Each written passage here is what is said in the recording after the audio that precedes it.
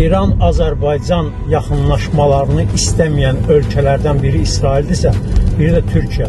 Erdoğan Çaldıran döyüşündən söhbət açır.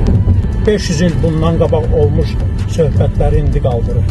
Niyə 6 ay bundan qabaq danışmırdın?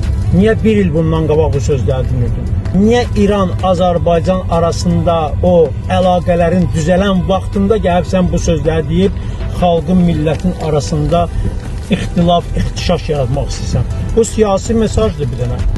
Mən Erdoğanı tənqid edirəm bu çıxışına görə. Bu demək istəyir ki, ay Kürdlər, ay Ərəblər, ay İranı istəməyənlər, biz birləşsək bugün eləyə bilərik İranı, yenə də məğlub eləyə bilərik. O sənin ürəyində qalacaq sənin. Erdoğan, bunu mən deyirəm ki, o sənin ürəyində qalacaq. Azərbaycan, İran dostluğu, qardaşlığı günbəgün güclənəcək. Ortada o mutilşik kimi sən qalacaqsan. Şah İsmail Xətai da ki, Sultan Səlimlə kişi kimi vuruşub. Bunu da bütün tarixçilər bilirlər. Sultan Səlim kim olub ki? Atası kimdir, oğlu kimdir, qardaşı kimdir? Kim olub onlar? Bizim Azərbaycan xalqı üçün nümunəvi adamlar deyirlər. Nümunəvi bizi üçün elə Şah İsmail Xətaidir. Murtəza Əli Zaklayan Şah mənəm.